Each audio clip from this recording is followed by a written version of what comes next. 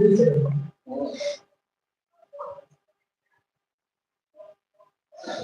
Student, आपका स्वागत है स्प्लिट स्टडी चैनल पर। चलिए आज का सेशन हम लोग स्टार्ट करेंगे। पिछले क्लास में हम लोग केमिस्ट्री में क्या चीज के बारे में पढ़ रहे थे। तो किसी भी ठोस को हम लोग किस तरह से उसमें जो कण होते हैं, परमाणु होते हैं, उस तरह से वो अरेंज रहते हैं, उसके बारे में डिस्कशन हम लोग कर रहे थे।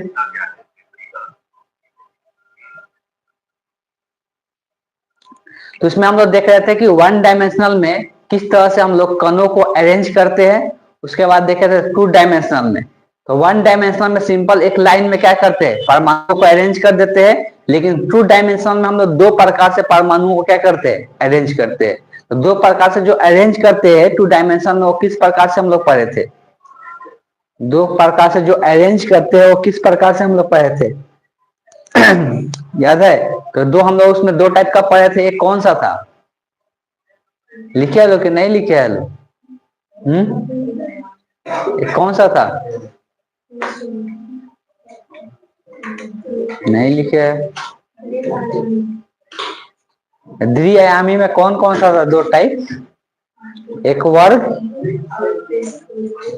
एक षट्भुजीय था ना। ठीक, तो दो प्रकार से अरेंजमेंट हम लोग देखे थे टू डायमेंशनल में। उसी प्रकार से अब हम लोग अरेंजमेंट देखने वाले 3D में, कि थ्री डायमेंशनल थ्री आयामी में हम लोग किस प्रकार से क्या बोलते हैं, किस प्रकार से परमाणुओं का अरेंजमेंट होता है। देखिए, जब भी एक हम लोग क्या करते हैं, जब भी हम लोग कोई भी ठोस पदार्थ लेंगे, जब भी कोई ठोस पदार्थ लेंगे, तो ठोस पदार्थ में जो भी उसमें कण वगैरह होगा वो थ्री डायमेंशनल में ही होगा। टू डायमेंशनल वन डायमेंशनल एक समझाने का तरीका, उससे हम लोग क्या कर पाते हैं, थ्री डायमेंशनल वाले हम लोग समझ पाते हैं। तो इसके बाद हम लोग को जो चर्चा करना है, थ्री डायमेंशनल थ्री आयामी के बारे में चर्चा करना है। तो पहले उसके पहले हम यहाँ पे एक वीडियो डाले हुए हैं कि इसको देखकर आप पहले थोड़ा सा समझिएगा लोग, उसके बाद आगे का हम बताएंगे।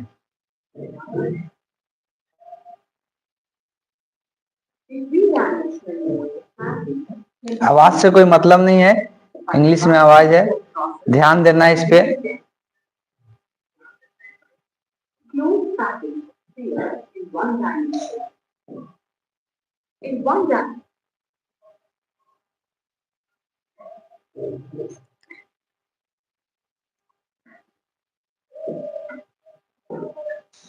देखिए, पिछले क्लास में हम लोग देखे कि वन डायमेंशन में क्या होता है, जितना भी परमाणु होते हैं वो सब एक ही लाइन में जुड़ जाते हैं।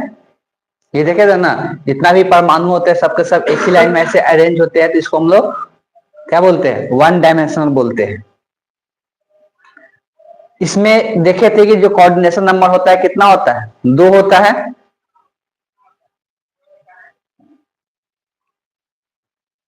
अगर टू डायमेंशनल का बात करें, टू डायमेंशनल हम लोग दो टाइप का देखे थे, एक स्क्वायर एक हेक्सागोनल देखे थे। एक स्क्वायर देखे थे और एक हेक्सागोनल होता है।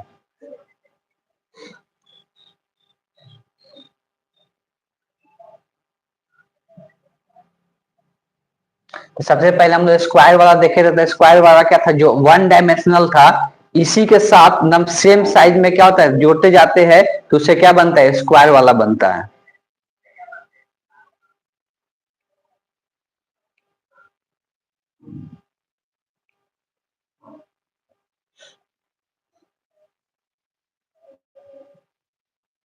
इस तरह से सेम सेम आकृति, वन डायमेंशनल वाला सेम आकृति का एक एक के ऊपर दूसरा अरेंज करते जाते हैं, ये स्क्वायर वाला बनता है। और इसमें बताया गया था कि एक परमाणु जो होता है वो कितने से जुड़ा हुआ रहता है, चार से जुड़ा रहता है। इसलिए इसका कोऑर्डिनेशन नंबर जो होता है, संबंध संख्या होता है, वो चार होता है। और इसका आकृति में भी हम लोग देखे कि यहाँ से अगर कनेक्ट करेंगे तो एक क्या बनता है, स्क्वायर का निर्माण होता है, वर्ग का निर्माण होता है। इसलिए इसको हम लोग स्क्वायर क्लोज पैकिंग कहते हैं। ये जो अरेंजमेंट बताया सब में क्या है, ए टाइप है, मतलब सेम सेम टाइप का एक साथ जुड़ा हुआ है, इसलिए इसको हम लोग ए टाइप कहते हैं।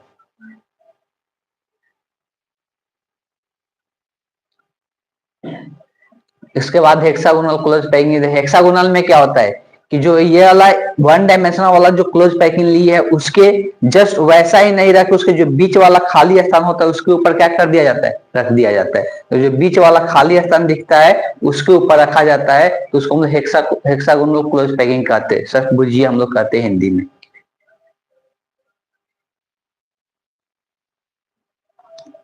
ये दोनों का समान अरेंजमेंट नहीं है, मतलब इसको टाइप का मतलब होता है कि ना सेम वही चीज यहाँ पर जिस टाइप का नीचे में है उसी टाइप का अगर हमको ऊपर में दिखता तब जाके ए बोलते, लेकिन यहाँ से इसका अरेंजमेंट अलग हो गया ना, इसीलिए इसको हम लोग ए बोलते हैं। इसको क्या कहते हैं, बी कहते हैं, फिर यहाँ पर ए कहते हैं। यहाँ पर ये वाला ए वाला है तो फिर ये ए वाला सेम दिख रहा है तो इसको फिर ए कहते हैं। इसके बाद फिर रखेंगे तो कौन वाला आएगा, बी वाला आएगा, इसीलिए इसको अरेंजमेंट को ए बी हम लोग बोले थे। ठीक, ये एक्स वाई बोल सकते हैं। जो अगला वाला है देख सकते हैं ये बी वाला से मैच कर रहा है, ये बी भी आ गया तो ए बी अरेंजमेंट होता है। और यहाँ पर जो एक परमाणु होता है कितना परमाणु से अटैच में रहता है, 6 परमाणु से अटैच में रहता है, इसीलिए इसका कोऑर्डिनेशन नंबर जो होता है वो कितना होता है, 6 होता है।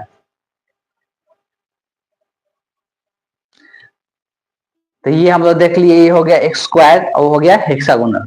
ये दो टाइप का हो गया ना 2D में, टू डायमेंशनल में ये हम लोग को दो देखने को मिलता है, स्क्वायर और हेक्सागोनल। लेकिन यहाँ पे एक चीज तुलना किया जा रहा है, जब यहाँ पे स्क्वायर वाला अरेंजमेंट किया जा रहा है तो इसमें बीच में खाली स्थान देखे ज्यादा रह रहा है और इसके बीच में खाली स्थान क्या हो रहा है, कम रह रहा है। ठीक, इसमें खाली स्थान ज्यादा रह जा रहा है, इसमें खाली स्थान कम रह रहा है, इसको भी ध्यान में रखना है कि जो हेक्सागोनल क्लोज पैकिंग होता है उसमें जिसको हम लोग वॉइड कहते हैं, रिक्तियां कहते हैं हिंदी में। ठीक, तो रिक्ति जो उत्पन्न होता है इसमें कम रिक्ति उत्पन्न होता है, इसमें रिक्ति क्या होता है, ज्यादा रिक्ति उत्पन्न होता है जब इस प्रकार का अरेंजमेंट होता है तब।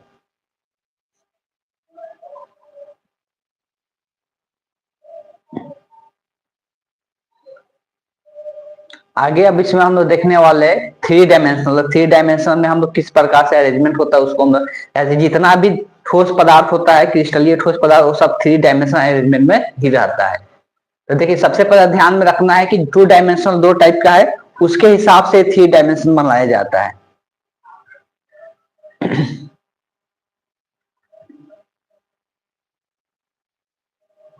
ये हम लोग पहले ही स्क्वायर वाला पढ़े थे। ठीक, तो ये स्क्वायर वाला पढ़े है। अब इसी के ऊपर क्या किया जाता है, रखते चले जाएंगे तो कैसा बनेगा, 3 डायमेंशन में बनेगा। तो इसी के ऊपर अगर यहाँ पे देखा जाए जो पहला अरेंजमेंट, यहाँ पर पहला जो अरेंजमेंट था सेम उसी के सेम टाइप ऊपर में रखा गया है कि नहीं रखा गया है। तो यहाँ पर पहला जो अरेंजमेंट है उसी के सेम टाइप से ऊपर में सजा दिया गया है। जैसे कि बहुत जगह ऐसा मिठाई वगैरह सब सजा के रखा जाता है। ठीक, यहाँ पर सेम अरेंजमेंट में क्या किया गया कि एक तो इसमें अगर पूछा जाए नीचे वाला का जो पैटर्न है वही सेम ऊपर वाला का भी क्या हो रहा है, पैटर्न हो रहा है, तो उसमें ए टाइप का पैटर्न हमको देखने को मिलेगा। और इसमें बताया जा रहा है कि इसमें एक परमाणु कितने परमाणु से जुड़ा हुआ रहेगा। तो देखिए जो जिस लेयर का परमाणु लेंगे उसमें से 4 एक साथ कनेक्ट रहेगा, स्क्वायर वाला है तो एक ऊपर से जुड़ा रहेगा, एक नीचे से जुड़ा रहेगा, तो इसमें टोटल जो जुड़ा रहेगा 6 जुड़ा रहेगा। तो इसमें कोई भी अंदर का परमाणु लेंगे तो कितने परमाणु से जुड़ा रहेगा, 6 परमाणु से जुड़ा रहेगा। इसलिए इसका सबका इसमें अरेंजमेंट ए टाइप होगा, इसलिए सब समान है। ठीक, तो सब ए टाइप इसमें देखने को मिलेगा और इसमें परमाणु की संख्या क्या होगा, समान होगा। तो इससे निर्माण जो होता है वो कौन सा क्यूबिक बनता है, तो हम बोलते हैं कि सिंपल क्यूबिक एक होता है, सिंपल क्यूबिक होता है ना। तो सिंपल क्यूबिक का मतलब क्या है, सिंपल क्यूबिक का मतलब क्या होता है, जिसके कोने पर रहता है सारा उसको हम सिंपल क्यूबिक कहते थे। इसमें जो स्ट्रक्चर बना था सिंपल क्यूबिक का बन रहा था। अब हम लोग दूसरा पढ़े थे अरेंजमेंट हेक्सागोनल वाला, 2 डायमेंशन में हेक्सागोनल पढ़े थे ना।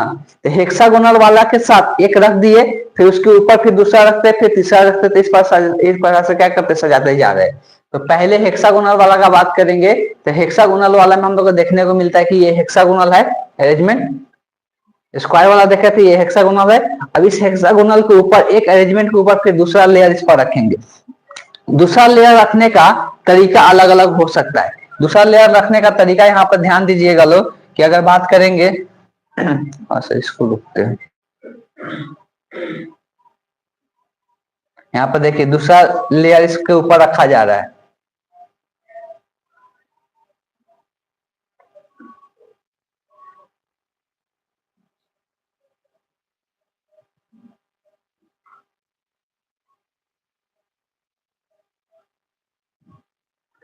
एक लेयर जब दूसरे लेयर के ऊपर रखे तो अंदर में क्या होता है, अंदर में खाली स्पेस दिखता है। यहाँ पर जो खाली स्पेस है उसको दिखाया जा रहा है। अंदर में खाली स्पेस दिखता है जिसको हम लोग वॉइड कहते हैं, रिक्तियां कहते हैं। रिक्तियां हम लोग 2 टाइप का भी देखेंगे, पहले आप लोग इस वीडियो में देख लीजिए तब जाके इसको हम समझाएंगे। तो उसी को हम लोग रिक्तियां कहते हैं, जिसको वॉइड कहते हैं। ये 2 टाइप का होता है, एक टेट्राहेड्रल वॉइड होता है, दूसरा ऑक्टाहेड्रॉन वॉइड होता है।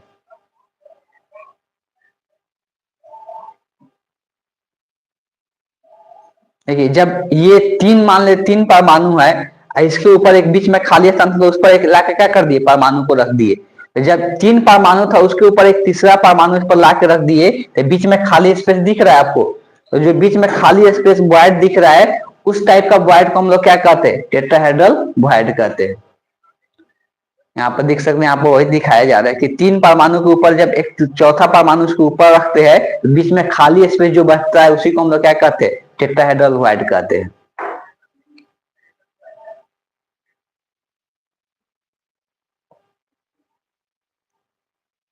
दूसरा क्या है कि पीछे में तीन रखा हुआ है और उसके ऊपर देखिए तीन रखा हुआ है, ध्यान से देखिएगा लोग, पीछे में तीन है और उसके ऊपर तीन रखा हुआ है। ये पीछे वाला परमाणु दिखाया जा रहा है, फिर उसके ऊपर यहाँ पर खाली तीन ऐसा रखा जा रहा है, तो इसमें भी अंदर में बीच में क्या होगा, वॉइड उत्पन्न होगा, रिक्तियां उत्पन्न होगा। और जब इस प्रकार की रिक्तियां उत्पन्न होता है उसको हम लोग क्या कहते हैं, ऑक्टाहेड्रल वॉइड के नाम से जानते हैं।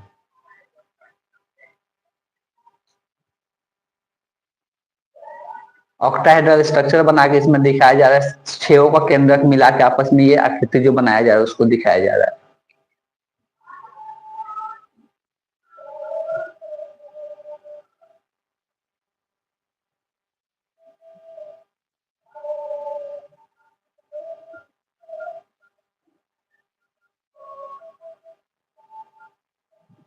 अब बताया जा रहा है एक चीज यहाँ पे, इसको स्किप करती, इसका कोई काम नहीं है।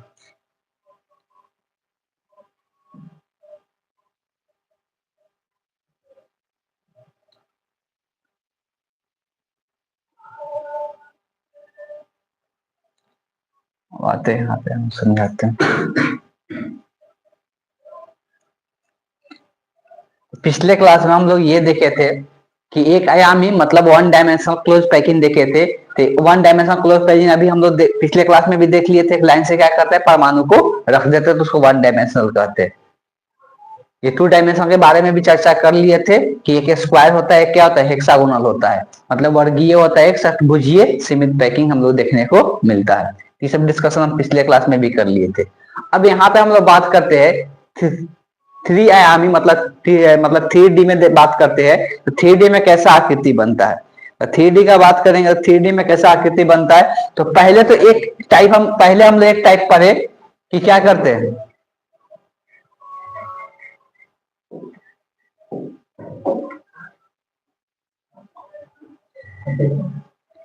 तो यहाँ पे पढ़े थे कि अगर ये, इधर सबको ध्यान दे,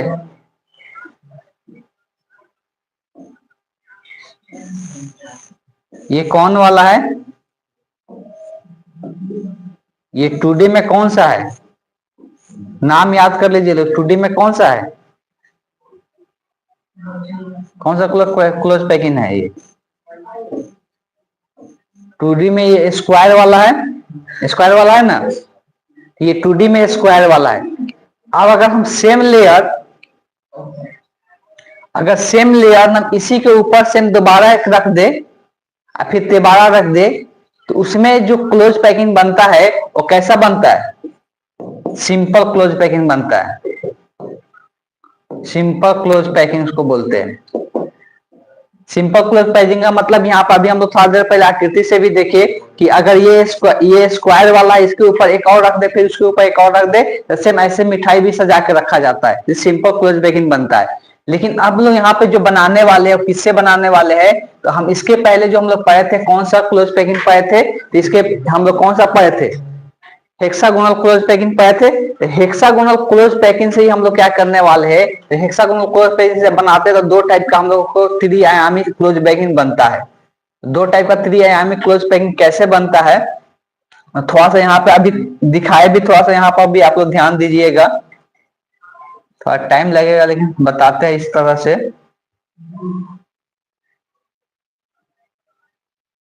ये मेरे पास एक, मान लेते हैं कि क्या है,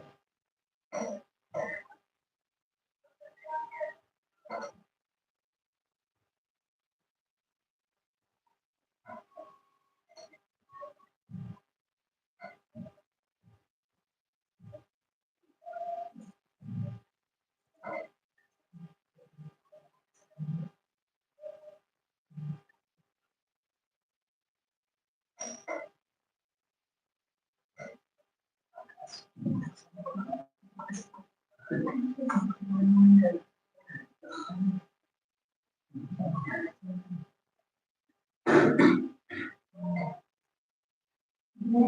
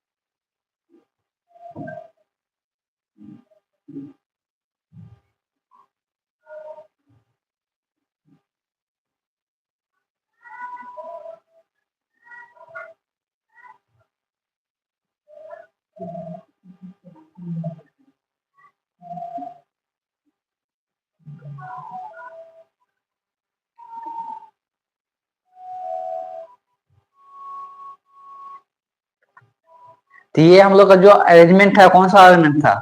अभी दो टाइप का हम लोग देखे ना 2D में कौन कौन सा होता है। एक कौन सा होता है 2D में, एक होता है स्क्वायर, एक होता है हेक्सागोनल। ये हेक्सागोनल वाला है।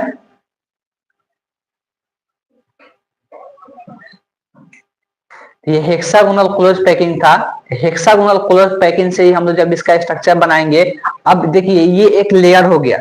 इस लेयर के ऊपर हम लोग क्या करते हैं, फिर से रखेंगे दोबारा, तब 3 डायमेंशन में जाएगा। तो जब इस लेयर के ऊपर हम लोग दो तरीका से रख सकते हैं।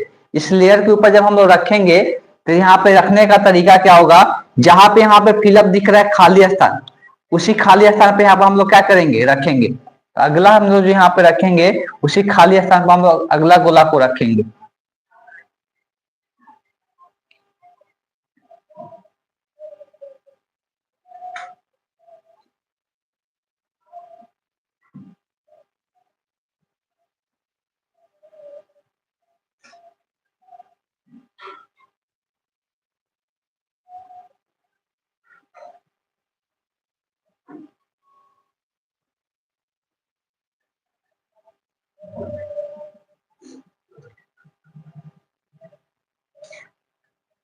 अब यहाँ पे देखिए ये खाली स्थान है, ये बीच में, इसके ऊपर यहाँ पे रखेंगे। ऐसे ही क्या करेंगे, लाइन से रखते जाएंगे।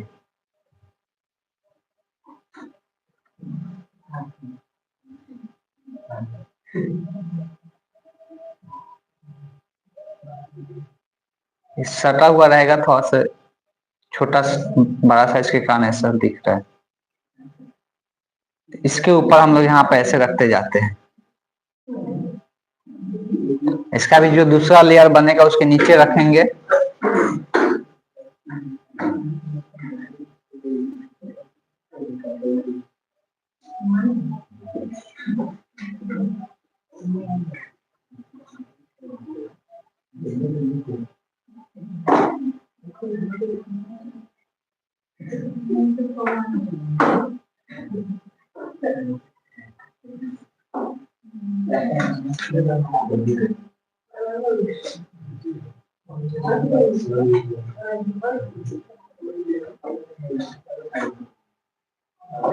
यहाँ ध्यान दीजिए, हम यहाँ पे क्या किए कि पहला लेयर को रखे थे, ये दूसरा लेयर इस पर रख रहे हैं।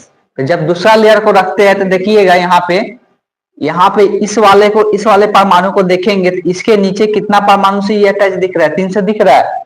तो ये नीचे इसके कितने परमाणु से अटैच दिख रहा है, 3 से दिख रहा है। और यहाँ पर एक क्या होगा, एक वॉइड उत्पन्न होगा, एक रिक्तिया उत्पन्न होगा। तो पहले हम यहाँ पे क्या दिख रहा है कि अगर हम यहाँ पहले नीचे वाला को 3 को ऐसे ड्रॉ करते हैं, और नीचे वाला ड्रॉ करने के बाद जब इसके ऊपर वाला ये वाला को रखते हैं तो यहाँ पे बीच में क्या हो रहा है, एक रिक्ति उत्पन्न हो रहा है। और जो बीच में यहाँ पर रिक्ति उत्पन्न, जब 3 गोला को रखेंगे उसके ऊपर यहाँ पर रखेंगे तो बीच में थोड़ा सा खाली स्थान बचेगा, और उस तरह जो खाली स्थान बचता है उसको हम लोग टेट्रावॉइड कहते हैं, टेट्रावॉइड रिक्तियां उत्पन्न करते हैं। अब अगर और भी थोड़ा सा हम लोग देखेंगे, यहाँ पर ध्यान दीजिएगा, यहाँ वाला जो खाली स्थान बच रहा है, तो देखिए यहाँ वाला जो खाली स्थान बच रहा है, पीछे में 3 परमाणु है, ऊपर में क्या है तीन है। यहाँ पर ध्यान दीजिएगा, ये वाला जो रिक्तियां उत्पन्न हो रहा है नीचे में, यहाँ पर ये परमाणु ये तीन गो है और ये तीन गो ऊपर में है। तो तीन नीचे या तीन ऊपर के रहने के कारण यहाँ पर रिक्तियां उत्पन्न हो रहा है। तो इसका स्ट्रक्चर यहाँ पर बनाकर दिखाते हैं। ये नीचे में इस प्रकार से तीन है और यहाँ पर ये ऊपर देखिए तो यहाँ पर ये एक है, एक यहाँ पे है और एक यहाँ पे है। तो ऊपर से ये तीन है, नीचे से तीन है, बीच में यहाँ पर रिक्ति उत्पन्न हो रहा है। और जब इस प्रकार का रिक्ति उत्पन्न हो रहा है उसको हम लोग क्या कहते हैं, ऑक्टाहेड्रल वॉइड कहते हैं। यहाँ पर ये हो गया टेट्राहेड्रल वॉइड, यहाँ पर क्या हो जाता है, ऑक्टाहेड्रल वॉइड हो जाता है। अब देखिए जब एक लेयर रखे, यहाँ पर ध्यान सुनिएगा, जब एक लेयर रखे फिर ये दूसरा लेयर रख रहे और फिर उसके ऊपर क्या करते हैं, तीसरा लेयर रखते हैं। तो पहला लेयर यहाँ पर समझिएगा, पहला ये लेयर रखे हैं, उसके ऊपर दूसरा लेयर रख रहे हैं और फिर इसके ऊपर तीसरा लेयर रख रहे हैं। तो अगर पहला जो लेयर रखे हैं उसके समान अगर तीसरा वाला हो गया, अगर उसके समान तीसरा वाला हो गया, मतलब जैसे ये नीचे वाला रखे उसके अंदर जस्ट ऊपर सेम तरीका से ऊपर रखा हुआ है तीसरा वाला, तो इस तरह से जो दिखती, इस तरह से जो पैकेजिंग बनता है उसको हम लोग क्या कहते हैं, षट्भुजीय सीमित पैकिंग कहते हैं, जिसको SCP शॉर्ट फॉर्म में भी लिखा जाता है। ठीक, और इस प्रकार से यहाँ पर ऊपर शब्द चल रहा है XY पैटर्न हमको देखने को मिल जाता है। लेकिन जस्ट इसका अगर उल्टा होता है, यहाँ पे क्या होता है, पहला लेयर को रखे, इसके ऊपर दूसरा लेयर रखे, एक तीसरा लेयर इसके ऊपर रख रहे। जब तीसरा लेयर रखेंगे वो पहला लेयर से मैच नहीं कर रहा है, थोड़ा सा क्या हो गया, अलग हो गया। लेकिन मैच कब कर रहा है, चौथा में जाकर। तो यहाँ पर जो बनेगा XYZ पैटर्न बनेगा। तो इस प्रकार का जो पैकेजिंग होता है उसको हम लोग क्या कहते हैं, घनाकार सीमित पैकिंग कहते हैं, जिसको हम लोग क्या कहते हैं, CCP कहते हैं। इंग्लिश में इसका नाम देख रहे हैं क्यूबिकल क्लोज पैकिंग के नाम में जानते हैं, इसलिए शॉर्ट फॉर्म में इसको CCP कहते हैं। ठीक है, तो दो प्रकार के 3 डायमेंशन में बनेगा। एक आपको ये वाला बनेगा षट्भुजीय सीमित पैकिंग, जिसमें क्या होता है कि जो पहला रखे है उसका दूसरा उसके ऊपर यहाँ पे क्या करेगा, उसके ऊपर आएगा। तो ये अलग बन रहा है, देख सकते हैं यहाँ पर भी दिखाया कि पहला नीचे वाला जो यहाँ पर येलो कलर से दिखाया नीचे वाला है, और यहाँ पे जो क्या दिख रहा है, आसमानी कलर दिख रहा है, ये ऊपर में दिख रहा है। तो यहाँ पर देख सकते हैं जो ऊपर वाला बना हुआ है नीचे वाला से क्या है, अलग है। जो ऊपर वाला रखे नीचे वाला से अलग है ना। अब इसके ऊपर भी, इसके ऊपर दो तरीका से रख सकते हैं। इसके ऊपर तीसरा जो लेयर है, तीसरा लेयर को हम लोग क्या कर सकते हैं, तीसरा लेयर को कर सकते हैं कि जो पहला वाला रखे है उसी प्रकार से इसके ऊपर तीसरा वाला लेयर रख सकते हैं ना। तो जब उसी प्रकार से रखेंगे तो ये कौन सा बनेगा, षट्भुजीय सीमित पैकिंग बनेगा। लेकिन तीसरा लेयर को रखने का एक और तरीका है। तीसरा लेयर को एक और क्या तरीका है, तो तीसरा लेयर को हम क्या करें कि इसके ऊपर नहीं रख के, इसके ऊपर नहीं रख के तीसरा एक स्थान पर रख सकते। कहाँ पे, यहाँ पे रख सकते। ये वाला यहाँ पे जो बन रहा था ऑक्टाहेड्रल वॉइड बन रहा था ना, तो इस ऑक्टाहेड्रल वॉइड के ऊपर क्या कर सकते हैं, रख सकते हैं। तो ये 3 गो लेयर बनेगा अलग अलग। और जब 3 लेयर अलग अलग बनेगा तो उस केस में कैसा बनता है, आकृति घनाकार सीमित पैकिंग आकृति बनता है। तो ये 2 प्रकार का हम लोग त्रिआयामी पैकिंग हम लोग देखने को मिलता है। अब इसमें हम लोग अभी वॉइड के बारे में चर्चा कर रहे थे। तो वॉइड के बारे में 2 रिक्तियां उत्पन्न होता है। 2 रिक्तियां कैसे उत्पन्न होता है अभी बताया कि 3 के ऊपर, ये 3 परमाणु के ऊपर जब एक परमाणु रखा जाता है तो यहाँ पे जो रिक्ति उत्पन्न होता है उसको हम X मान लेते हैं। और यहाँ पर थोड़ा देर पहले ही बताए कि अगर हम यहाँ पे ऐसे यहाँ पे बता रहे थे कि अगर ये 3 परमाणु है और 3 परमाणुओं के ऊपर यहाँ पे जो खाली स्थान बच रहा है इसके ऊपर कोई परमाणु को रखते हैं, इसके ऊपर कोई परमाणु को यहाँ पर रखते हैं, तो ऑब्वियस है कि यहाँ पे बीच में यहाँ पे क्या होगा, खाली स्थान बचेगा। और जो इस प्रकार के रिक्तियां उत्पन्न होता है उसको हम लोग क्या कहते हैं, चतुष्फलक रिक्तियां कहते हैं, जिसको टेट्राहेड्रल वॉइड कहते हैं। लेकिन इसमें थोड़ा सा ध्यान से देखिएगा, यहाँ पर जब इस प्रकार का बनेगा, ऐसे 3 परमाणु है, ये वाला यहाँ पर थोड़ा सा ध्यान दीजिए। जब इस प्रकार का कहा गया, ये यहाँ पर देखिए, ये ऐसे 3 गो परमाणु दिख रहा है, ये नीचे वाला परमाणु है। इसके ऊपर देखिएगा तो ध्यान से, इसके ऊपर 3 गो परमाणु यहाँ पे देखने को मिलेगा। एक यहाँ है, एक यहाँ है और एक यहाँ पे है। तो यहाँ पे एक रिक्ति उत्पन्न होता है। तो इसी प्रकार से यहाँ पे हम दिखा रहे कि एक अगर यहाँ पे इस प्रकार से बना हुआ तो एक यहाँ पे होगा, एक यहाँ पे होगा और एक यहाँ पे होगा। यहाँ पे बीच में यहाँ पर रिक्ति उत्पन्न होगा। तो जब ये इस प्रकार के रिक्ति उत्पन्न होता है उसको हम लोग क्या कहते हैं, अष्टफलक रिक्तियां कहते हैं। 2 प्रकार के रिक्ति हम लोग को देखने को मिलता है। अगर ये 3 के ऊपर बीच में अगर परमाणु को रख दे, सिंपल सोचना है कि यहाँ पर गोला है, गोला को 3 गोला को रखे, उसके बीच में यहाँ पे रख दिए तो बीच में थोड़ा सा खाली स्थान बचेगा उस खाली स्थान को हम लोग क्या कहेंगे, चतुष्फलक रिक्तियां कहेंगे। और 3 गोला रखा हुआ है, 3 गोला को हम लोग इसके ऊपर, एक यहाँ पे गोला रखा हुआ है, एक यहाँ पे गोला रखा हुआ है, एक यहाँ पे गोला रखा हुआ है, तो यहाँ पे बीच में यहाँ पे खाली स्थान दिखेगा हमको। और जब उस पर खाली स्थान दिखेगा तो उसको हम लोग अष्टफलक रिक्तियां कहते हैं। तो 2 प्रकार की रिक्तियां हम लोग को देखने को मिलता है। सामान्य संख्या के बारे में पहले से ही बता दी है, लेकिन यहाँ पर भी डिफिनेशन दिया हुआ है कि सामान्य संख्या किसको कहते हैं।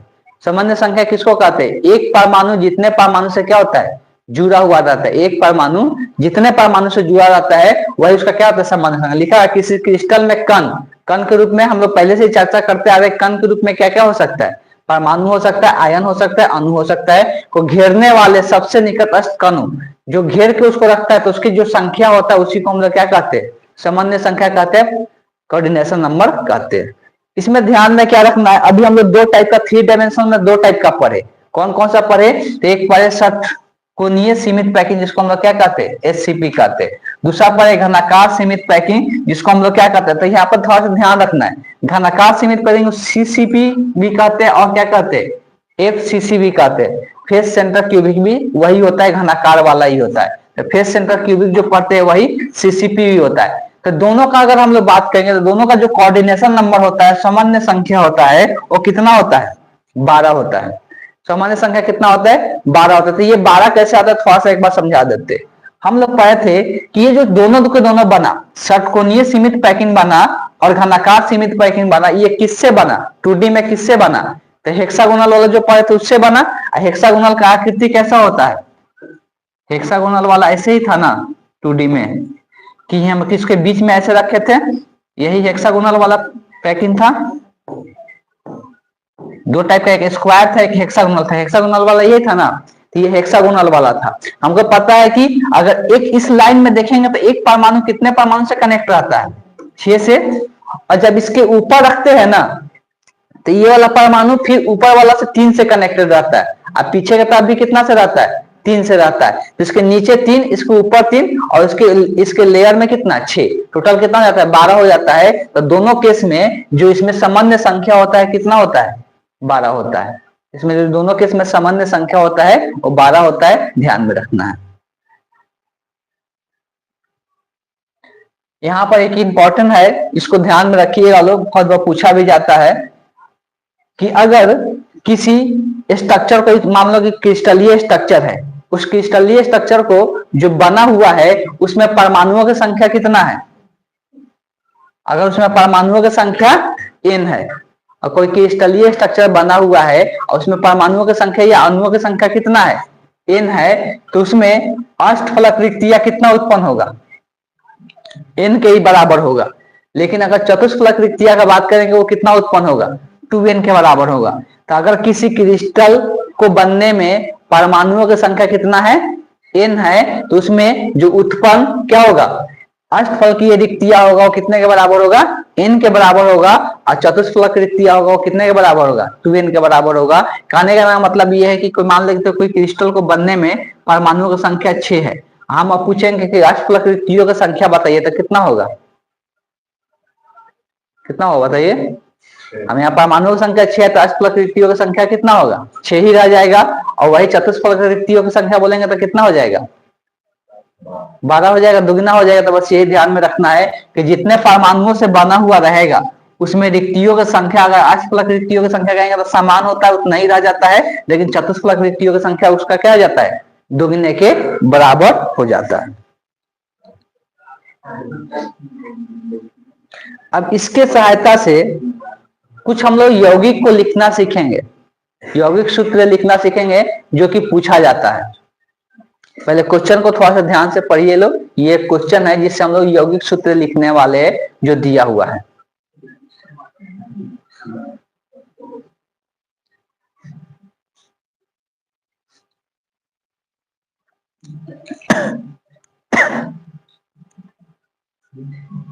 नहीं दिख रहा है,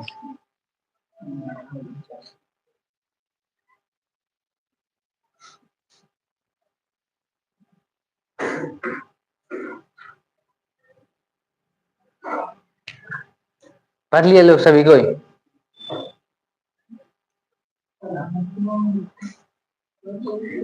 क्या दिया हुआ है? एक क्रिस्टल बना हुआ है जिसमें 3 प्रकार के तत्व से बना हुआ है।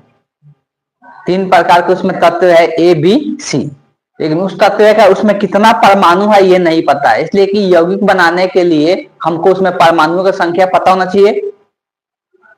यौगिक क्या होता है सबको पता है ना? यौगिक किसको कहते हैं?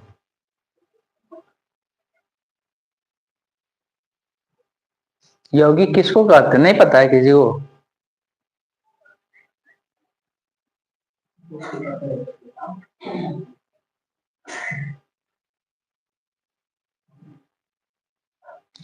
यौगिक हम लोग जब भाग को लेता है, बनता कैसे है तो दो अलग अलग, ध्यान सुनिएगा लोग, दो अलग अलग तत्व के परमाणु आपस में मिलता है तो मिलकर जो पदार्थ बनता है उसी को हम लोग क्या कहते हैं? यौगिक कहते हैं। दो अलग अलग तत्व का परमाणु आपस में मिलकर जो बनता है उसी को हम लोग क्या कहते हैं? यौगिक कहते हैं। यौगिक और अणु में थोड़ा सा का अंतर होता है। यौगिक और अणु का हम लोग बात करते हैं तो यौगिक और अणु में थोड़ा सा का अंतर होता है। अगर हम लोग अणु का बात करते हैं और दूसरा क्या होता है? यौगिक होता है। अणु जो होता है ये भी सेम ही डिफिनेशन देता है, ये भी सेम ही, लेकिन हम इसमें बोले कि दो अलग अलग तत्व का परमाणु आपस में मिलता है तो उसको हम लोग क्या कहते हैं? यौगिक कहते हैं। लेकिन इसके डिफिनेशन में हम लोग अलग अलग नहीं बोलेंगे, सिंपल बोलेंगे कि तत्व का परमाणु आपस में मिलता है तो उसको हम लोग क्या कहते हैं? अणु कहते हैं। मतलब ये है कि हम लोग ये बोल सकते हैं इसमें भी ऑक्सीजन जो बना इसमें भी दो परमाणु मिला हुआ है, लेकिन ये समान तत्व का है। दोनों परमाणु क्या है? समान तत्व का है। इसको हम लोग यौगिक नहीं कह सकते, इसको सिर्फ हम लोग क्या कहेंगे? अणु कहेंगे। लेकिन अगर जल का निर्माण हो रहा है तो जल के निर्माण में हम लोग क्या देख रहे हैं? दो हाइड्रोजन का परमाणु है और एक क्या है? ऑक्सीजन का है। मतलब इसमें अलग अलग तत्व का परमाणु मिला हुआ है, इसलिए इसको हम लोग क्या कहेंगे? यौगिक कहेंगे। तो देखो, जो यौगिक होता है वो अणु भी होता है, मतलब इसको अणु भी कहेंगे, क्या कहेंगे? यौगिक भी कहेंगे। लेकिन यहां पर बोल सकते हैं कि ये तो अणु भी कहलाएगा, लेकिन ये सिर्फ अणु कहलाएगा, इसको यौगिक नहीं कह सकते। बात समझ में आया? मतलब जो सामान मिलके बनेगा तो उसको अणु तो कहेंगे लेकिन यौगिक नहीं कहेंगे। लेकिन यहाँ पर ये जो बनेगा अलग अलग तत्व का परमाणु मिलेगा तो इसको यौगिक भी कहेंगे, साथ साथ अणु भी कहेंगे। मतलब जितना भी यौगिक होगा उसको अणु कह सकते हैं, लेकिन टोटल अणु को हम लोग यौगिक नहीं कह सकते, इसलिए कि अणु में ये भी आएगा लेकिन ये यौगिक नहीं कहलाएगा, ये सिर्फ अणु कहलाएगा। लेकिन यहाँ पर क्या है कि अलग अलग तत्व का परमाणु आपस में मिलेगा तो उसको यौगिक भी कहेंगे और अणु भी कहेंगे। बात समझ में आ गया? तो वैसे ही यहाँ पर एक पदार्थ का निर्माण हो रहा है जिसमें कितना तत्व है, वैसे इसमें पदार्थ का निर्माण हो रहा है जिसमें कितना तत्व दिया हुआ है? 3 गो तत्व दिया हुआ है ए बी सी। तो ये तीनों तत्व से मिलकर हमको क्या बनाना है? यौगिक बनाना है। लेकिन किसका संख्या कितना है ये नहीं पता है। जैसे कि हम यहाँ पर पता है कि जल का निर्माण हो रहा है तो इसमें हाइड्रोजन संख्या कितना है? परमाणु की संख्या कितना है? 2 गो है। अब हमको यही जानना है कि इस यौगिक को बनने में 3 तत्व तो है ए बी सी, लेकिन इसमें किसका कितना परमाणु है हमको ये नहीं पता है। इस क्वेश्चन का तहत ही हमको पता करना है कि इसमें किसका कितना परमाणु है। तो वही चीज यहाँ पर दिया हुआ है कि ए बी सी तत्वों को बनाकर एक यौगिक बनाकर घनाकार जालक के रूप में क्रिस्टल बनाता है। अब तीनों के बारे में इंफॉर्मेशन दिया हुआ है। ए कहाँ पे है? परमाणु कहाँ पे है? ए कहाँ पे है? उस क्रिस्टल के किस जगह पे रखा हुआ है? लिखा हुआ है ना, कोना पे। क्रिस्टल कौन सा जगह पे रखा हुआ है? ए को कोना पे। और बी कहाँ पे है? परमाणु के केंद्र पे है। और सी कहाँ पे है? फलक पे। अब आपको दिमाग में थोड़ा सा भी बात होगा तो हमको पता है कि किसी भी इकाई सेल के कोने पर कितना कोना होता है? इकाई सेल का कितना कोना पड़े थे? इकाई सेल में कितना कोना होता है? 8 गो। लेकिन उस 8 से इस इकाई सेल के अंदर कितना परमाणु आता है? एक आता है ना, 8 भाग में बढ़ जाता है। तो इसमें हम लोग बोल सकते हैं कि ए का परमाणु की संख्या कितना होगा?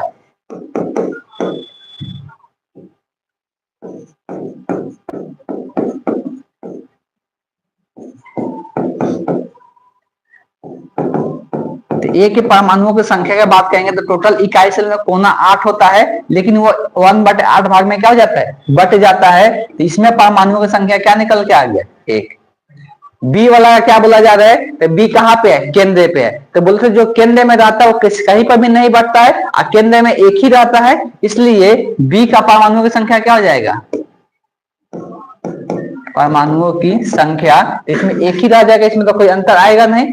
लेकिन जो तीसरा वाला है सी, वो कहाँ पे है, तो जो सी है वो कहाँ पे है, फलक पे है। अब फलक कितना होता है इकाई सेल में, याद है, भूल गए लोग, इकाई सेल में फलक कितना होता है, तो सी का परमाणुओं की संख्या निकालना है हमको, तो हमको पता है इकाई सेल में फलक 6 होता है तो 6 को परमाणु होगा, लेकिन हमको पता है कि वो परमाणु कितना हिस्सा में बढ़ता है, कितना हिस्सा में बढ़ता है, फलक वाला का परमाणु कितने भाग में बढ़ जाता है, 2 भागों में बढ़ता है, मतलब ये 1/2 हो जाएगा, तो फलक वाला कितना हो जाएगा, 3 हो जाएगा।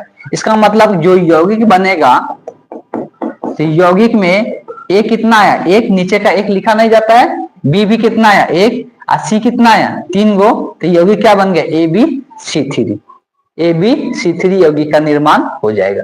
इस तरह से हमको यौगिक बनाने आना चाहिए, कभी कभी ऐसा क्वेश्चन पूछा जाता है, ऑब्जेक्टिव में भी पूछा जाता है, सब्जेक्टिव में भी पूछा जाता है, ठीक है। लेकिन क्वेश्चन का पैटर्न हमेशा ऐसा ही नहीं रहेगा, कुछ चेंजेस करके भी दिया जा सकता है, जैसे कि अगला क्वेश्चन होगा, थोड़ा सा ध्यान से देखिएगा, इसको पहले पढ़िए लो।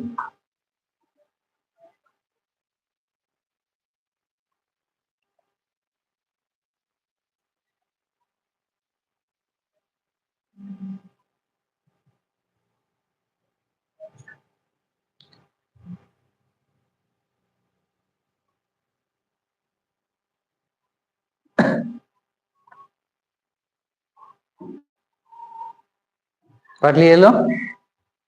अब इसमें देखिए, ये यहाँ पे जो यौगिक बनाना है, ये जो यौगिक है कितने तत्व से मिलकर बन रहा है, 2 तत्व से मिलकर बन रहा है, ए और बी।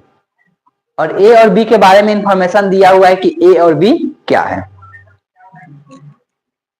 यहाँ पे पहले लिखा हुआ है कि जो बी है वो क्या है, यौगिक में बी, जो बी है परमाणुओं के घनाकार सीमित पैकिंग, हम लोग जो देखे थे सीसीपी, उसमें परमाणुओं की संख्या को बता रहा है, मतलब जितना परमाणु की उसमें संख्या वो सबके सब क्या है, बी है। और ए के बारे में क्या इंफॉर्मेशन दे रहा है कि ए के परमाणु के क्या है, अष्टफलक रिक्तियों पर है, मतलब अष्टफलक जो रिक्ति है वहां पर ए है।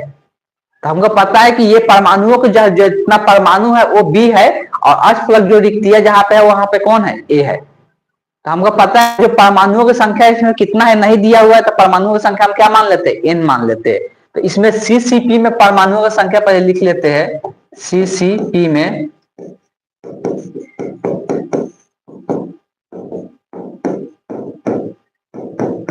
में परमाणु एन है, मान लिया हम क्या है, एन है, मतलब बी की संख्या जो हो जाएगा, बी के परमाणुओं की संख्या कितना हो जाएगा, परमाणुओं की संख्या तो कितना हो जाएगा, एन हो जाएगा, इसलिए बी जो है वो परमाणु ही है, तो परमाणु की संख्या हम क्या माने, एन माने, तो इसमें क्या हो जाएगा, एन हो जाएगा। और ए के बारे में क्या बोला गया है, ए के बारे में क्या बोला गया कि ए क्या है, अष्टफलक रिक्तियों की संख्या है। तो याद कीजिए लोग, जो अष्टफलक रिक्तियों की संख्या होता है वो किसके बराबर होता है, एन के ही बराबर होता है। अगर चतुष्फलक रिक्तियां दिया होता तो हम लोग क्या लिखते, 2n लिखते, तो यहाँ पर ये क्या हो जाएगा, एन ही हो जाएगा, मतलब ये भी एन है, ये भी एन है। देखिए जब भी यौगिक लिखते हैं तो हमेशा जो भी संख्या आता है, जो भी परमाणु की संख्या आता है वो हमेशा सिंपल अनुपात में लिखा जाता है। सिंपल अनुपात समझते हैं लोग, जैसे एक एग्जाम्पल देते हैं, अगर कोई अनुपात मान लो कि ए अनुपात बी का मान दिया हुआ है 4:6, तो क्या यह सिंपल अनुपात है, क्या नहीं है। सिंपल अनुपात का मतलब होता है इसमें जो भी कटने वाला है उसको क्या करना है, काट देना है। तो कटने के बाद हमको पता है दोनों 2 से कटेगा तो क्या बचेगा, 2:3। अब इसको और रिड्यूस कर सकते हैं क्या, नहीं कर सकते हैं, तो यही इसका क्या कहलाता है, सिंपल अनुपात कहलाता है। जब भी जल को लिखेंगे, जैसे जल लिखते हैं तो क्या लिखते हैं, H2O लिखते हैं, कभी भी ऐसा लिखा हुआ देखेंगे क्या, H4 और O2, ऐसा होता है क्या, ऐसा नहीं होता है, ठीक। इसका हमेशा सिंपल अनुपात में यौगिक लिखा जाता है। तो हमको पता है कि ए और बी का अनुपात हमको क्या दिख रहा है, एन अनुपात एन दिख रहा है, दोनों एन ही है ना, तो इसका सिंपल अनुपात क्या आएगा, दोनों में एन समान दिख रहा है, मतलब कट जाएगा तो क्या बचेगा, 1:1 बचेगा, मतलब ए भी एक ही बार होगा, बी भी क्या होगा, एक ही बार होगा, तो इसका यौगिक क्या बनेगा, यौगिक जो हो जाएगा A1B1, तो A1 लिखा नहीं जाता तो क्या बन जाएगा, AB बन जाएगा, सिंपल, और कुछ होगा ही नहीं। ठीक, चलिए तो अगला देखिएगा लोग।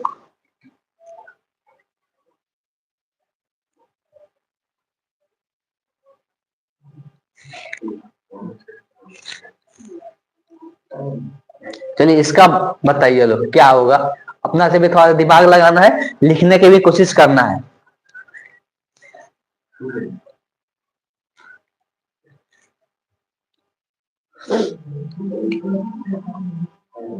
चलिए इस पर ध्यान दीजिए लोग क्वेश्चन पे।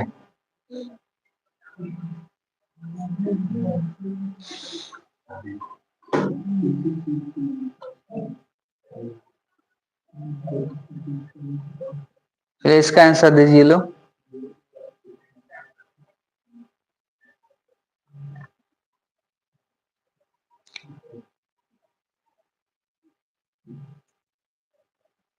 बोल रहे हैं कि आप बताइए, सब बता तो दी, चलिए अपना ध्यान दीजिए लोग।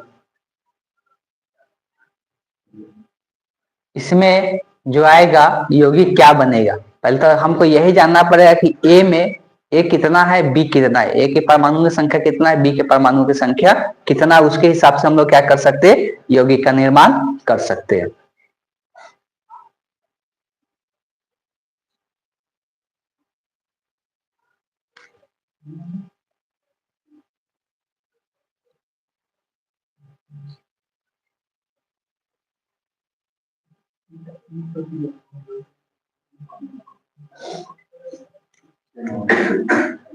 चलिए यहाँ पे आप देखते हैं क्या लिखा है, ए और बी तत्वों के बने यौगिक है संरचना जो सीसीपी व्यवस्था वाली है। बी क्या बता रहा था, परमाणु, बी के परमाणु सीसीपी व्यवस्था में है, मतलब यहाँ पर बी बता रहा है कि यहाँ पर परमाणु की जो संख्या होगा वो क्या होगा, बी होगा।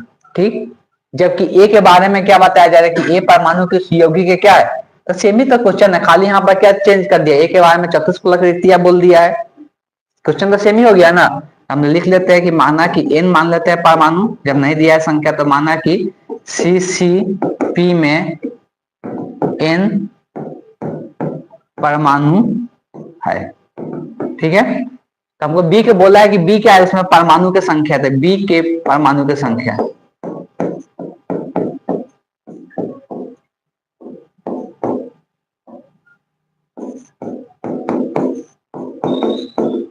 तो बी के परमाणुओं की संख्या कितना हो जाएगा, एन ही हो जाएगा, इसलिए बोला है कि बी क्या है, परमाणु ही है जो परमाणु का व्यवस्था किया गया है सीसीपी में, तो एन के बराबर हो जाएगा।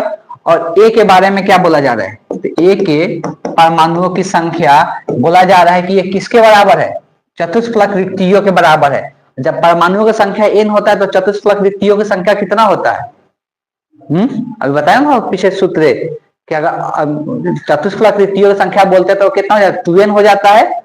अष्टफलाकृतियों की संख्या कितना, n के ही बराबर आ जाता है, तो यहाँ पर ये चतुष्फलाकृतियों की संख्या के बराबर है, तो इस समय परमाणु की संख्या कितना हो जाएगा, मतलब जहां पे चतुष्फलक रिक्तियां उत्पन्न हो रहा है वहीं पर बी वाला परमाणु रखा जा रहा है। ठीक, तो चतुष्फलक रिक्तियां जितना होगा उतना ही क्या होगा, बी के परमाणुओं की संख्या हो जाएगा। तो यहाँ पर ए और बी के, अब बोलते हैं कि हमेशा सिंपल अनुपात में लिख लेना है, तो चलिए ए अनुपात बी लिख लेते हैं पहले। तो ए का मान कितना है, 2n है, और बी का मान कितना है, n है। हमको पता है दोनों में n n क्या हो जाएगा, कट जाएगा, अनुपात में कटता है ना, तो कटेगा तो ये क्या बचेगा, 2:1 हो जाएगा, मतलब एक ए अनुपात बी का मान कितना आ गया। इसके इससे पता चल रहा है कि ए का मान 2 है, बी का मान कितना 1 है, तो यौगिक क्या बन जाएगा, यौगिक जो बनेगा A2, यहाँ पर निकाल लिखा ना A2, और बी 1 है तो बी 1 नीचे लिखा नहीं जाता है, तो A2B हो जाएगा। आज समझ में आया, आया कि नहीं आया,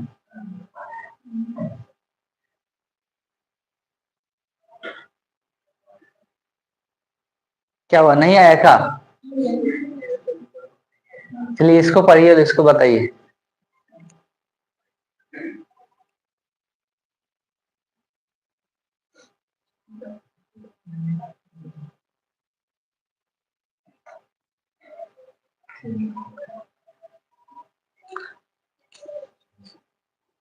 इसको देखिए लो, अगर और नहीं समझ में आएगा तो और अगला क्लास में कुछ और क्वेश्चन ले लेंगे।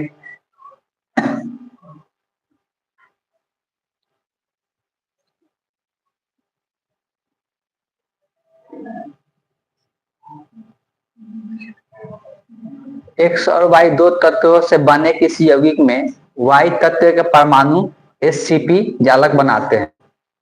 एचसीपी हो या सीसीपी हो, दोनों का सेम ही तरीका होगा, ठीक। तो यहाँ पर वाई के बारे में दिया हुआ कि एचसीपी में परमाणुओं की संख्या को बता रहा है वाई, इसमें कोई दिक्कत नहीं है। मतलब जो परमाणु की संख्या मानेंगे वही क्या होगा, वाई हो जाएगा। तो परमाणु की संख्या n मानेंगे तो y उसी के बराबर हो जाएगा। जबकि x के बारे में बताया कि x के परमाणु 2/3 का मतलब समझते हैं लोग? 2/3 का मतलब, 2/3 का मतलब क्या होता है, नहीं पता है? 2/3। तो 2/3 क्या होगा, 2/3 चतुष्फलकृतियों को अधिकृत करता है। मतलब जितना चतुष्फलकृतियां है उसका क्या करना है, 2/3 करना है, मतलब 2/3 करना है। चलिए लिख के देखते हैं। तो सबसे पहले तो परमाणु की संख्या मानते हैं इसमें। तो माना कि कौन सा है, एचसीपी है ना, एचसीपी में परमाणु n है, ठीक। तो y के यहाँ पर y के परमाणु की संख्या कितना हो जाएगा, तो y के परमाणुओं की संख्या, तो y के परमाणुओं की संख्या हमको पता है कि ये बोला है कि y जो है जितना एचसीपी में परमाणु है उसी के बराबर है। मतलब y तत्व परमाणु एचसीपी जालक बनाते हैं, इसका मतलब ये n के ही बराबर हो जाएगा। लेकिन x के बारे में बोला जा रहा है कि x के परमाणुओं की संख्या की बात करते हैं। x के बारे में बोला जा रहा है कि x क्या है, 2/3। 2/3 मतलब कितना, 2/3। किसके, चतुष्फलकृतियों की संख्या। तो अगर परमाणु की संख्या n है तो चतुष्फलकृतियां कितना बनता है, 2n बनता है। इसका क्या करना है, चतुष्फलकृतियों का 2/, मतलब 2/3 मतलब चतुष्फलकृतियों का 2/3 है। बात समझ में आ गया? तो ये कितना आ रहा है यहाँ से, 2 2 4 n/3। अब पहले अनुपात लिखते हैं x और y का। तो x अनुपात y, अनुपात में ये कितना है, 4n/3 है अनुपात n। सिंपल अनुपात कैसे होगा, सबसे पहले तो हम 3 को हटाते हैं, नीचे में बट्टा में चाहिएगा 3। 3 हटाने के लिए क्या करना पड़ेगा, यहाँ 3 हटाने के लिए क्या करना पड़ेगा, 3 से गुना करना पड़ेगा। तो 3 से हम लोग अनुपात में कोई संख्या से गुना कर सकते हैं या काट सकते हैं, भाग दे सकते हैं, दोनों कर सकते हैं। तो 3 से गुना कर देंगे तो क्या आ जाएगा, 4n अनुपात यहाँ पे क्या आ जाएगा, 3n। अब n भी दोनों में समान, तो n को काट सकते हैं तो क्या बचेगा अनुपात में, 4/3 बचेगा। तो x अनुपात y का मान कितना आ गया, 4/3 हो गया। यहाँ अनुपात में समझ में आया ना। इसको ऐसे भी लिख सकते हैं, जिनको नहीं समझ में आया कि हमको पता है कि 4/3 का भाग करते हैं, अनुपात मतलब भाग ही होता है ना। इसको ऐसे लिख सकते हैं, n यहाँ पे क्या है, नीचे में है, इसको पलट के लिखेंगे तो क्या लिखेगा, 4n/3 अगुण 1/ क्या होगा, n होगा। n से n कट जाएगा तो अनुपात क्या आ रहा है, 4/3 आ रहा है, ठीक। तो हमको पता चल गया x का कितना परमाणु होगा, 3। तो y का कितना परमाणु उस टाइम होगा, तो x का 4 तो y का 3। तो यौगिक क्या लिखाएगा, यौगिक जो लिखाएगा x का 4 हो जाएगा, y का 3। तो x4 y3 हो जाएगा।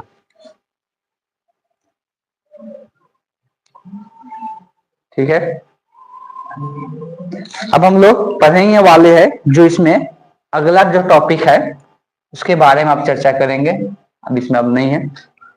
आगे का हेडिंग क्या दिया हुआ है, जो इकाई सेल हम लोग पढ़े हैं, इकाई सेल याद है सभी को, इकाई सेल पढ़े। तो इकाई सेल में हम लोग पता है कि इकाई सेल के कहीं पर कोने पर परमाणु रखा जाता है, कहीं पर फेस पर परमाणु रखा जाता है, कहीं पर केंद्र में परमाणु रखा जाता है। तो देखिए इकाई सेल में 2 चीज होता है, इकाई सेल का एक किनारे का लंबाई होता है, इकाई सेल में क्या होता है, एक किनारे का लंबाई होता है, और दूसरा जो गोला रखा जाता है उस गोले का क्या होता है, त्रिज्या होता है। इकाई सेल में एक किनारे का लंबाई होगा, जो दूसरा जो गोला होता है उस गोले का क्या होगा, त्रिज्या होगा। तो वही चीज है हमें बोलने की कोशिश किया जा रहा है, गोले के त्रिज्या और इकाई सेल के किनारों के बीच में हमको क्या करना है, संबंध निकालना है। तो सबसे पहले हम कोई भी इकाई सेल हम लोग 3 प्रकार का पढ़ते हैं। अब नाम सभी को ध्यान में होना चाहिए। इकाई सेल का हम लोग 3 प्रकार पढ़ते हैं। एक तो हम लोग सरल घनाकार इकाई सेल पढ़ेंगे, ठीक, एक फेस वाला पढ़ते हैं, एक बॉडी सेंटर वाला पढ़ते हैं। तो यहाँ पे पहले मान लेते हैं कि माना कि इकाई सेल का जो किनारे की लंबाई है वो कितना है, a है, और गोले का जो त्रिज्या है कितना है, r है। तो अगर इकाई सेल के किनारे की लंबाई a है, गोले का त्रिज्या r है, तब हम लोग सरल घनाकार इकाई सेल के लिए दोनों में क्या करना है, संबंध को निकालना है।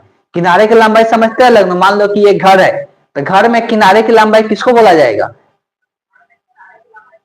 यही ना लंबाई चौड़ाई ऊंचाई जो होता है। लेकिन जो इकाई सेल होता है उसका लंबाई चौड़ाई ऊंचाई तीनों क्या होते हैं, समान होते हैं। इसीलिए उसमें हम लोग किससे दिखा रहे हैं, ऐसे दर्शा रहे हैं। और जो उस पर गोला रखा जाएगा कोने पर या कहीं पर, उसका त्रिज्या कितना मान है, आर मान है।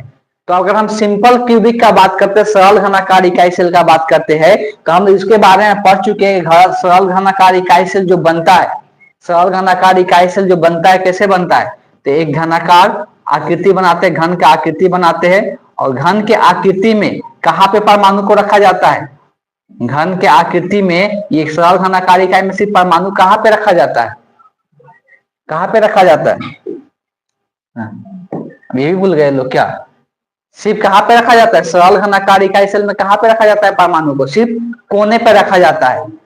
यही होता है ना, सिर्फ कोने पे रखा जाता है। इसके प्रत्येक कोने पर एक एक परमाणु हमको देखने को मिल जाता है। इसके प्रत्येक कोने पर एक एक परमाणु हमको देखने को मिलता है। इसी को हम लोग क्या कहते हैं, सरल घनाकार इकाई सेल कहते हैं। अब इसमें हम क्या करते हैं, सबको नहीं दिखाएंगे, सिर्फ किसी एक फेस को दिखाते हैं। मान लेते हैं कि आगे वाला जो फेस है, ये आगे वाला से आगे से जो दिख रहा है ना, सिर्फ उसी वालों को यहाँ पे हम बना के दिखा रहे हैं। तो आगे वालों को बनाएंगे तो ये कैसा आकृति दिखता है, एक वर्ग की आकृति दिखता है। और इससे यहाँ पर देखिए, यहाँ पे परमाणु रखा हुआ है, ये चारों परमाणु को यहाँ पर हम दिखाएंगे। और देखिए इस बात को ध्यान देना है कि इसका जो परमाणु यहाँ पर दिखाते हैं, ये पूरा ऑक्युपाई कर लेता है, आधा आध, मतलब इसका जो लंबाई होता है ये आधा आध ऑक्युपाई करता है। चारों परमाणु जो ऑक्युपाई करेगा, ये आधा आध लंबाई ऑक्युपाई कर लेता है। ठीक, इसका जो ऐसे गोला रखा जाता है, गोले रखा ऐसे जाता है कि इसका केंद्रक जो होना चाहिए, इसके कॉर्नर पे होना चाहिए। केंद्रक कहाँ पे होना चाहिए, कॉर्नर पे होना चाहिए। अब यहाँ पे क्वेश्चन में क्या दिया हुआ था, क्वेश्चन में दिया हुआ था किनारे की लंबाई। तो यही होता है ना किनारे की लंबाई, यहाँ से यहाँ तक, ये जो होता है ये किनारे की लंबाई होता है। तो ये वाला लंबाई यहाँ से यहाँ तक लंबाई कितना दिया हुआ है, ये दिया हुआ है क्वेश्चन में। ठीक है, उसके बाद इस वाले गोले का क्या दिया है, त्रिज्या दिया हुआ है। यहाँ पर ध्यान दीजिए कि यहाँ से यहाँ तक इस यही गोले का क्या होगा, त्रिज्या होगा। यहाँ से लेके यहाँ तक यही गोले का त्रिज्या होगा ना। तो ये गोले का त्रिज्या यहाँ से लेके यहाँ तक कितना, आर दिया हुआ है। और नीचे वाला ये गोले का त्रिज्या सबका सेम ही गोला है, तो यहाँ से यहाँ लंबाई भी कितना होगा, आर होगा। अब इसका मतलब सिंपल आपको दिख रहा होगा कि जो ये किनारे की लंबाई है वो आर में क्या संबंध दिख रहा है, ये आर प्लस आर कितना हो जाएगा, 2r हो जाएगा, जो कि वही किनारे की लंबाई के क्या हो जाएगा, बराबर हो जाएगा। इसका मतलब ये हो गया कि यहाँ से एक जो होगा कितने के बराबर होगा, 2r के बराबर हो जाएगा। तो a बराबर 2r याद रखे, या r बराबर क्या लिख सकते, a बटे 2 लिख सकते हैं। तो कोई भी अगर पूछेगा हमसे कि सरल घनाकार इकाई सेल में इकाई सेल का जो किनारे की लंबाई है और जो त्रिज्या उसमें संबंध क्या होता है, तो a बराबर 2r बोले या r बराबर a बटे 2, दोनों में से कोई भी बता सकते हैं। समझ में आया, तो इस तरह से हम लोग इंडिकेट कर सकते हैं।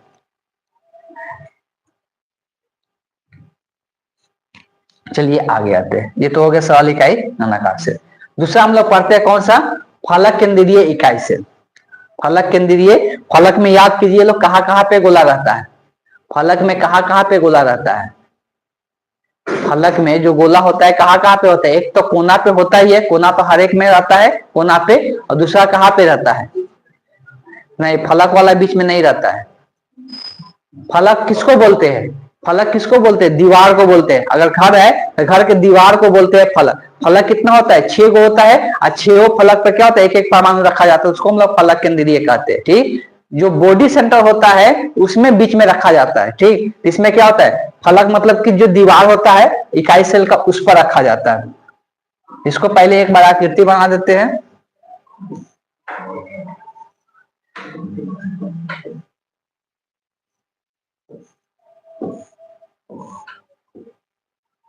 चलिए, तो यहाँ पे तो कोना पर रहेगा ही, ये प्रत्येक कोना पे हमको देखने को मिलता ही है, प्रत्येक कोना पे यहाँ पे रहेगा, ये हमेशा रहेगा। उसके अलावा क्या होता है, इनके फलक पर भी रहता है। ठीक, फलक 6 गो होता है। ऊपर वाला सतह पे मान लेते हैं कि यहाँ पे है, नीचे वाला ये सतह हो गया, साइड वाला इधर वाला देखेंगे तो ये हो गया, इधर वाला देखेंगे ये हो गया, पीछे वाला यहाँ पे हो जाएगा, और आगे वाला यहाँ पे हम ड्रॉ कर दी। 6 फलक पर भी होता है। लेकिन हम इसको खाली फ्रंट वाला व्यू दिखाएंगे। फ्रंट वाला समझ रहे हैं ना, ये आगे वाला जो व्यू दिखेगा, तो आगे में एक हमको वर्ग दिखेगा, ध्यान से देखिएगा लोग, आगे में हमको एक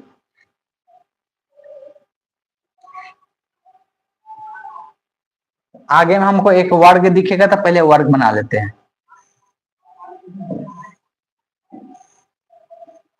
अब देखिए यहाँ पे ध्यान दीजिएगा कि ये कोना वाला पे, इसके पहले सिंपल क्यूबिक में क्या होता है, कोना वाला पे जितना परमाणु था ये आधा आधा ऑक्युपाई कर ले रहा था, लेकिन यहाँ पे आधा आधा ऑक्युपाई नहीं करेगा, इसलिए कि इसके फलक पर भी एक क्या हो जाता है, परमाणु आ जाता है। इसके फलक में परमाणु आने के कारण, अब परमाणु का सबका साइज समान होता है, एक बीच में यहाँ पे परमाणु आ जाता है, ध्यान दीजिएगा लोग, एक यहाँ पे बीच में परमाणु आने के कारण जो फलक वाला होता है कुछ इस प्रकार का, हमको जो कोना वाला होता है इस प्रकार से इससे टच में रहता है। अब यहाँ पर ध्यान ये देना है, जब भी फलक वाला बनाएंगे तो फलक वाला जो भी परमाणु होगा, फलक वाला जो भी परमाणु होगा, इसमें क्या होता है कि जो फलक पे रहता है उससे ये कोना वाला टच में रहता है। अब कोना वाला एक दूसरे के टच में नहीं रहेगा। अगर हम समान आकृति बनाने की कोशिश करेंगे, इस बात को ध्यान में रखना है कि जो भी यहाँ पे आकृति बनाएंगे, चलिए यहां से गोला ड्रॉ भी कर लेते हैं।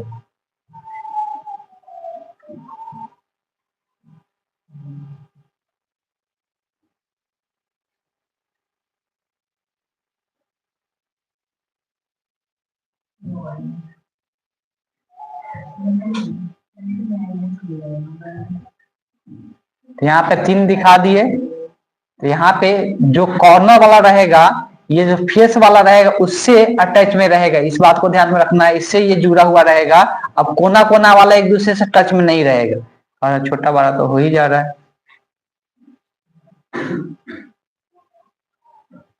इसको थोड़ा सा ऊपर ला देते हैं, ठीक है। यहाँ पर आप ध्यान देना है यही कि यहाँ पे जो है ये अब जो कोना पर यहाँ पे रहेगा वो इससे जुड़ा हुआ नहीं रहेगा, मतलब ये तीनों आपस में जुड़ा हुआ रहेगा, ठीक। तो तीनों आपस में जब जुड़ा हुआ रहेगा, टच में रहेगा, कोना वाला जुड़ा हुआ नहीं रहेगा, तो यहाँ से पहले ये लंबाई हम देख लेते हैं, और यहाँ से हमको पता है कि ये वाला लंबाई क्वेश्चन में कितना दिया हुआ है, ए दिया हुआ है। और ये देखिए ये कैसा आकृति है, थोड़ा सा देख के बताते हैं, ये किस प्रकार का आकृति होता है, वर्ग होता है। ये वर्ग का क्या कहलाता है, बीच में जो जाता है, किन्हीं को पता है क्या, सो वर्ग को क्या कहते हैं, वर्ग का क्या, ये वर्ग का क्या कहलाता है, नहीं पता है। वर्ग का विकर्ण होता है, नहीं सुने हेलो, ये क्या होता है, वर्ग का विकर्ण होता है। वर्ग का विकर्ण का फॉर्मूला याद है क्या, क्या होता है, √2 इंटू ए होता है। ये निकालने का भी तरीका होता है, इसका लंबाई ए है, इसका भी लंबाई कितना ए है, तो यहाँ नाम अगर दे देते हैं, चलिए यहाँ पर नाम देते हैं ए बी सी दे दिए, तो हमको पता है कि एक त्रिभुज का निर्माण होता है यहाँ पे, और कैसा त्रिभुज बनता है, समकोण त्रिभुज बनता है। समकोण त्रिभुज में 90 डिग्री के सामने वाला को क्या कहते हैं, कर्ण कहते हैं, और ये लंब और आधार होगा, तो कर्ण की लंबाई कैसे निकलता है, एसी कैसे निकलेगा, एसी बराबर √, लंब के स्क्वायर प्लस आधार का स्क्वायर, यहाँ से ये कितना आ जाएगा 2a², यहाँ से 2a² है तो बाहर निकल जाएगा, रूट के अंदर क्या बचेगा, 2 बचेगा, यहाँ से विकर्ण यही क्या निकल के आ गया, √a के बराबर होता है, तो ये वर्ग के विकर्ण होता है। अब हमको पता है कि ये वाला लंबाई, ऐसी लंबाई कितना है, √2 इंटू ए है। अब त्रिज्या के रूप में इसका लंबाई देखते हैं, तोड़ तोड़ के देखते हैं, पहले यहाँ से यहाँ पहला गोला का ये क्या है, त्रिज्या यहाँ से यही है ना, इसका क्या है मान, r है। अच्छा ये दूसरा गोला का ये वाला लंबाई कौन सा लंबाई कहलाएगा, त्रिज्या कहलाएगा, कुछ और कहलाएगा, ये क्या कहलाएगा, व्यास होता है गोला का, ये गोला का क्या होगा, पूरा यहाँ से लेके यहाँ तक का लंबाई क्या होता है, व्यास होता है। अब व्यास त्रिज्या का कितना होता है, दुगना होता है, ये आप लोग पढ़े होंगे, व्यास कितना होता है, त्रिज्या का दुगना होता है। अब फिर से ये त्रिज्या है, तो फिर से ये क्या आ गया, r आ गया, मतलब जो एसी लंबाई होगा, ये तीनों को जोड़ देंगे तो एसी के बराबर हो जाएगा। तो पहले क्या है, r है, और फिर क्या है प्लस 2r है, और फिर क्या है r है, और ये बराबर हो गया √2 इंटू ए के, तो यहाँ से ये कितना आ गया 4r बराबर √2 इंटू ए हो गया। तो अगर यहाँ से r बराबर बताना होगा तो r बराबर क्या लिखाएगा, √2/4 इंटू ए के बराबर हो जाएगा, ठीक है। अगर हमको a बराबर बताना होगा तो √2 को उधर भेज देंगे, तो a बराबर क्या हो जाएगा, 4r/√2 हो जाएगा। कर सकते हैं ऐसे। इसको थोड़ा सा और कभी कभी बच्चे लोग कंफ्यूज भी करते, थोड़ा सा अलग टाइप का दे देता है आंसर। अब इसको एक और तरीका से भी लिख सकते हैं, चलिए इसको पहले घेर देते हैं कि ये दोनों ध्यान में रखना है। इसको एक और तरीका से लिख सकते हैं, नीचे √2 है तो ऊपर नीचे क्या करो, हर परिमेकरण नाम सुने हैं आप लोग, तो क्या करते हैं, हर परिमेकरण करते हैं मैथ में, तो नीचे ऊपर √2 से गुना कर देंगे, तो ये कितना आ जाएगा, यहाँ पर ऊपर आ जाएगा 4√2 इंटू r हो जाएगा, √2 में √2 से गुना हुआ कितना हो जाएगा, दो बार किसी चीज का रूट होता है तो उसको गुना करने पर उतना ही के बराबर आ जाता है, तो √2 में √2 कितना 2 आ जाएगा, और 2 से 4 कितना मरतबे कट जाएगा, 2 मरतबे, तो ये बराबर क्या हो जाएगा 2√2 इंटू r हो जाएगा। तो इसको ऐसे भी दर्शाया जा सकता है, तो ये बराबर ये भी लिख सकते हैं, ये बराबर ये भी लिख सकते हैं, दोनों का मतलब सेम ही है, और r बराबर पूछेगा तो √2/4 इंटू a के बराबर हो जाएगा। क्लियर है? ये हो गया फलक केंद्रीय इकाई सेल में ए और आर के बीच में संबंध। एक लास्ट है, कौन सा, पिंड केंद्रीय इकाई सेल, जिसको बॉडी सेंटर क्यूबिक सेल हम लोग कहते हैं। तो बॉडी सेंटर क्यूबिक सेल में संबंध हम लोग देखने में, अब देखिए बॉडी सेंटर क्यूबिक में हम लोग क्या देखते हैं कि जो पहले तो आकृति बना देते हैं, कहां कहां पे परमाणु इसमें रखा जाता है,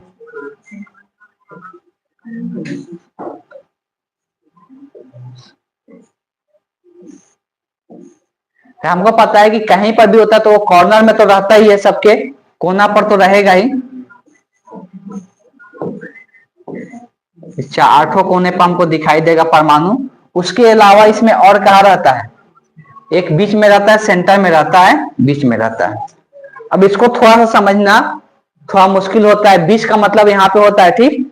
अब यहाँ पे क्या होगा कि एक कोना पे रहेगा, एक बीच में रहेगा, फिर वहां पे कोना पे, ये तीनों परमाणु आपस में टच में रहेगा। ध्यान सुनिएगा लोग, कोना वाला जो भी परमाणु रहेगा बीच वाला से क्या रहेगा, टच में रहेगा, ठीक। मतलब कोना वाला कोई भी रहेगा तो बीच वाला से क्या रहेगा, टच में रहेगा। अब यहाँ पे क्या होता है, अच्छा ये पता है, ये एक घन का मानती है, घन है रूम, ये रूम क्या है, घन है, तो ये कोना और नीचे वाला कोना को लंबाई जो मिलाते हैं वो घन का क्या कहलाता है, विकर्ण कहलाता है। क्या कहलाता है, घन का विकर्ण कहलाता है। मेरा कहने का मतलब यही है कि अगर इस आकृति को देखेंगे तो ये जो बीच वाला रहेगा ना गोला, वो सारे कोने वाला से क्या रहेगा, टच में रहेगा। अब ये कोना कोना वाला टच में नहीं रहेगा, लेकिन जो बीच में रहेगा वो सारे कोने वाला से टच में रहेगा। और यहाँ पे एक कोने से ऊपर वाला कोने से नीचे वाला कोने को मिलाते तो उसको हम लोग क्या कहते हैं, घन का विकर्ण कहते। तो हम बोल रहे हैं कि ये कोना पे है और ये भी कोना पे है, और ये बीच में तीनों परमाणु एक दूसरे से क्या रहेगा, जुड़ा हुआ रहेगा। किसी का घन के विकर्ण का फॉर्मूला पता है क्या, घन के विकर्ण कितना होता है, घन का विकर्ण कितना होता है,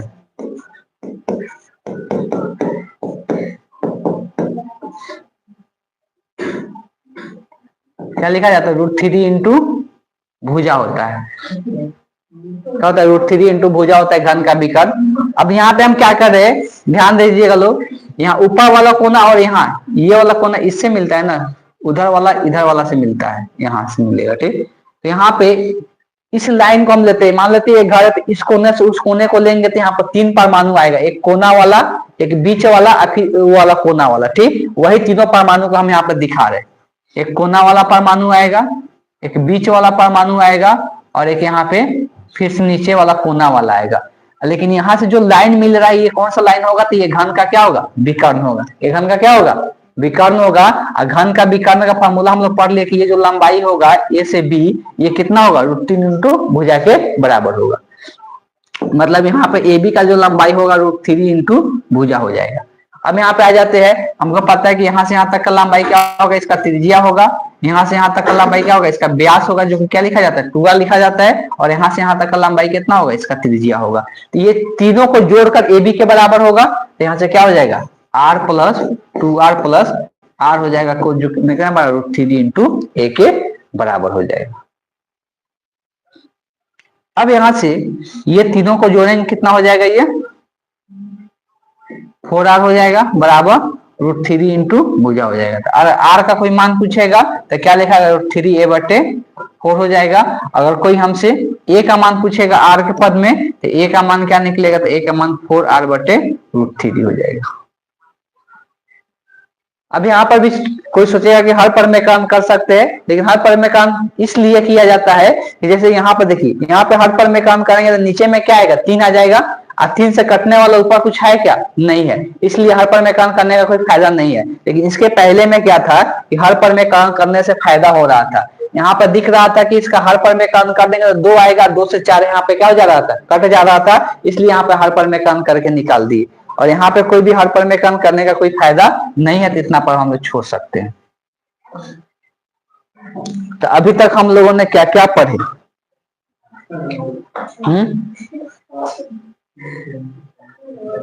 3D क्लोज पैकिंग के बारे में पढ़े, जो कि 2 प्रकार का हम लोग पढ़े, SCP और FCC।